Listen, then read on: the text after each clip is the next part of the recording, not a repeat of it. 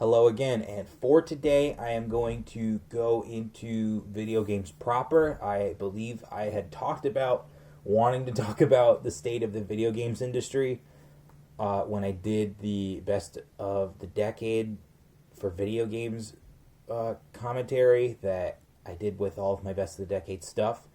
And upon noticing how few titles I had in my list, and especially how there was a cutoff point to where I just stopped playing newer video games, I just realized that, I might as well go into all of my problems with video gaming. But before I do that, I am going to talk about a little bit of my history in video gaming. One of my first consoles was the Nintendo 64, and my first handheld was the Game Boy Color.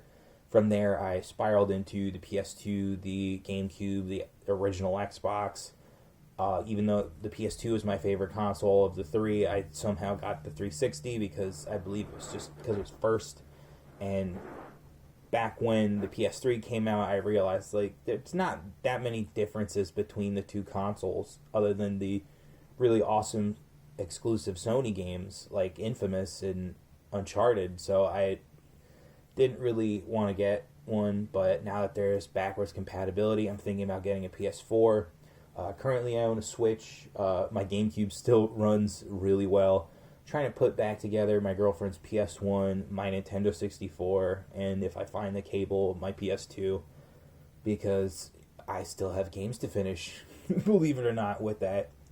And yes, at some point, I would like to join the PC Master Race and really play some movie battles with my future fan base if I get to build this channel enough to where that would be something anybody wants to do. That would be super sweet, but I don't really have the ability to make a gaming PC or even a work PC rig that could do both. And as far as the handhelds go, I said the Game Boy Color. I then went to the Advance and the SP. Don't know why, but they were both awesome. And I also had the Game Boy Player, which totally rips, and really can't wait to find my disc for that. I also was one of the first people that I knew that had a PSP, and that shit's awesome. And compared to the Switch now, the Switch just kind of reminds me of being able to take the PSP anywhere. It's pretty sick. That's the only real reason why I have the Switch, is because you can dock it and take it. It's kind of an all-purpose console. And yeah, I believe that's it. I think that's everything in my gaming history. And as far as stuff I played, I was very much into stuff like Dynasty Warriors and Soul Calibur, and any kind of action or fighting game that didn't really have to do with guns. Didn't really care about guns the way everyone else still does now. I was more into the kind of escapism that video games provided in the same way that movies and comics and music and all the entertainment I consume provides. But with the kind of switch that happened in, I want to say 2014, 2015 with Gamergate, to where there was this clear animus to the fandom that, played games, I just kind of dropped gaming. I was just like, dude, fuck this. If this is how they're gonna act, then I really don't care. And yeah, I got lots of stuff to fix when it comes to the gaming, so hopefully I'll be able to do that within this quarantine time, or at least a couple of things. So now that my history has been long-windedly described, I'm going to delve right into the points, because I actually have a lot of shit to say about what's wrong with video games, and from my estimation. The first point, which I think is really big, is the shovelware sequels. Essentially, what a shovelware sequel is that it's built upon the previous iterations, engine, and designs, and there's not a lot of new stuff added into the next iteration of the game. You see this a lot with COD. You see this essentially emerging from the sports games, because they had, all of the essentially a whole game made, but by the next year the roster was totally out of whack. So instead of what we would do now with DLC and just add DLC into it, they didn't have that option, so they would have to make a new game every year, and that was what caused studios and publishers, I believe, to realize that if you just make the same game every year, you can make the same profits and keep the shareholders happy. And I think that's the real reason as to why these shovelware sequels are so ubiquitous, is that they essentially just repeat last year's profits only at a slightly higher value, and it's essentially like an artificial growth, and it's not based on anything organic. It's not based on, a brand new IP that just emerged from the studio. It's all essentially just repeating what we did last year, but slightly differently. And, at some point, these studios are going to realize that, like, wow, we're not putting out anything of quality. Some of these games, once their lifespan is totally up, no one buys them. So it's like, this is just shovelware crap. And I hope that some studios out there are smart enough to realize that, if you just make a really good game that lasts the test of time, people will still be buying it. I think that's also the big reason as to why there is no sequel to Grand Theft Auto 5 currently, because there has been no reason for them to do another one, because Grand Theft Auto 5 is still, even though it was 2013, the highest selling video game of the last decade. That is ridiculous. So that's my issue with shovelware sequels. The next point in my list is the ideologically driven narratives surrounding certain games. If you were a fan of BioWare as a developer, you have seen what the get woke, go broke phenomenon has done to that company. It has absolutely fucking ruined it. When it was not the stories itself that they were trying to tell, it's the diversity, hiring in the developer or the teams, and to the point where on Mass Effect Andromeda they essentially hired first timers and interns, and that delivered a game that was made by people with zero experience, and now they can claim to have experience, but if you were to actually look at the game itself, you would say, wow, that looks like garbage. What did you do? And so essentially, there are lots of games like Mass Effect Andromeda that are just ideologically driven crap. And, this is the stuff that really sparked Gamergate. It was, this, not only the clear collusion between the developers and publishers and the gaming press, but as well as pushing all of these ideologically driven narratives in video games. I mean, The Last of Us 2 is going to be coming out soon, and that looks like just another piece of pure progressive propaganda shit. And, it's like, at what point do gamers realize that, look, the people that make games and talk about games fucking hate you, and you really should stop giving them your money, especially if you hate something. Just get your refund ASAP, because, it's garbage. It's a garbage fucking industry that promotes literal degeneracy and pure progressivism. So if you disagree with that, you should not support it. My next point is to obviously talk about freemium content. I am really not a fan of loot boxes, mobile games, these season passes. I think all of that shit is essentially stuff that they didn't have enough time to develop, and so they just give it away. But with the loot boxes specifically, I think that is like gambling. I think that it should be prosecuted if, they are essentially saying that kids are gambling by buying these loot boxes because they don't know what they're going to get with the loot. And I also think that just the concept of freemium in general is totally garbage, because it takes away the actual structure of gaming. The level progression totally doesn't matter now, because as long as you have the money to buy a loot box, like a $100 loot box, you could bulk yourself up and play the whole fucking thing within an afternoon. So to me, I just find the whole concept of loot boxes and microtransactions to show an industry in decline or an industry in decay. Probably more of a decay. because they are so corrupted by this influx of money that they don't give a shit about what they're making. And so that totally leads into my next point, which is the lack of innovation.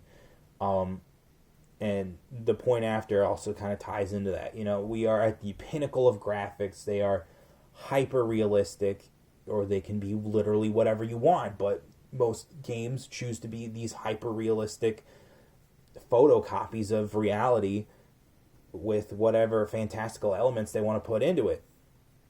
And then on top of that, the gameplay suffers. And my second point was, or my point after this was to talk about graphics over gameplay. But the whole industry is just bogged down in this inability to understand that they have reached the peak and there's nothing to innovate. So now what they can do is experiment and find new ways to do things that might have just been used by buttons. Like, to me, one of the most innovative lightsaber fighting games was Star Wars Obi-Wan on the original Xbox. And the reason why this is because rather than put the moves to the buttons, like most other Star Wars games with a lightsaber, they decided to put the lightsaber movement on the right control stick. And yeah, it did fuck up the camera, but the cool thing is that you chose where the lightsaber goes. And, again, this is pre-Wii. This is before the Wii. So there was none of the sword fighting that you could do with those kinds of games on the Wii. And to me, I thought that was incredibly innovative as a kid, because it was very freeing to be able to control where the lightsaber went, and having to send the blaster bolts back at the battle droids or whoever's shooting at you was awesome. And to me, it's so much better than like in Jedi Academy or Jedi Knight 2, Jedi Outcast, where you have to use the triggers, because a lightsaber is not a gun, dude. So that kind of like lack of innovation is something that I've noticed entirely in the video games industry, and it's because they have reached this pinnacle to where most games have the same kind of controller layout. Most games are like these hyper realistic photocopies of reality, and most games just do kind of the same thing but in different settings. So I don't see a lot of new ways to do the same thing, or just something entirely new. I don't even consider VR to be that new, because we had it with a Virtua Boy. So it's like, what is new about VR other than that it's totally better than it was on the, fucking red eye inducing Virtua Boy. So I've talked about lack of innovation. I'm going to just do a little more on graphics over gameplay, and I think this obsession of graphics is totally something that needs to just stop, because we're at the pinnacle, all right? At the next point, we get into the uncanny valley, and then people start not being able to tell the difference between what is real and what is fake. And, I think that because of this focus on graphics, I have not seen a lot of games with like very fun gameplay in a long ass time, and I think that's what ended up making me stop playing a lot of these games, because for me the gameplay is more important than the graphic quality. You can have some lacking elements in the graphics, but if the gameplay is stellar, I don't care. It's about being able to control what's on the screen. It's not necessarily how good things look on the screen. And I don't understand why audiences that play video games are so obsessed with this, like this graphical superiority, playing everything at like 8K, Ultra HD and 60 frames per second. It's like, bro, you can't even handle some of that through your eyeballs. So, like, relax. My next point is to now shit on the audience a little bit. I think that gamers on the whole aren't really woke. I don't think they're really connected with what the fuck's going on in their hobby. And I think this is what the big failing of Gamergate was, is it didn't convince enough people. And, the second failure is obviously that they couldn't create a parallel industry. But I don't think that really is the solution. I think the solution is to change minds. And the fact is that people who play video games don't really give a shit about the narratives and the politics surrounding the games they like. They just want to play the games they like. But the problem is that people want to influence you, much like most propaganda. And again, you should reject that at every level. You should understand that you're being radicalized by these progressive people, and you should reject what they have to sell you, because what they have to sell you is literally garbage. To me, it's like a duh. It's like a gimme. You really should know that, if there's a company that hates you and actively hates your existence, you should not be giving them money. You should watch them fucking suffer and go into chapter 11 and then have to go look for new work and realize that they were wrong and that they were very arrogant in their thinking, and that all you wanted to do was just play a good game made by their studio. That's literally it. So in that regard, I think the audience is dumb, and that's the whole story on that point.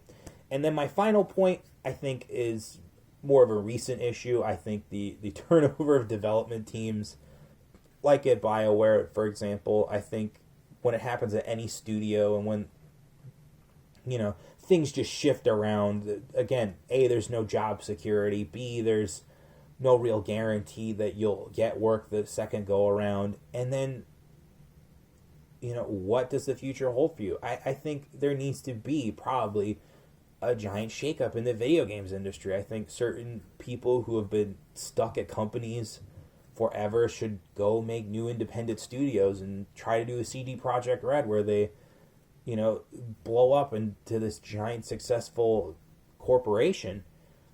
But again, this also has to tie in with the lack of innovation. I think people are really stuck in a rut when it comes to the video games industry, and it's because there's no real figureheads like Spielberg or Lucas or Francis Ford Coppola, who, for movies anyway, totally revolutionized the way that movies were made. They just completely overnight, the studio system changed, the way that movies were marketed were changed. All this stuff was things that that the corporations that owned these motion picture companies didn't understand. And then when stuff like The Godfather and Jaws and Star Wars came out, it really blew people away. And then, these corporations started to take a financial interest in what they were putting out there. So I believe that covers everything. There is so much wrong with the state of the video games industry, and the fact that no one wants to call it out who is in a position of power to do so opens the door for people like me who come out of nowhere to say all the things that they really want to. So, to the video games industry, if you keep going down this path, if you keep creating, just shovelware shit, if you keep buying into these ridiculous ideologically driven narratives, if you keep fucking doing this goddamn freemium shit, if you have no vision for the future, if literally all of this just continues, well, you better tread lightly, because if you don't, this industry will crumble to the ground.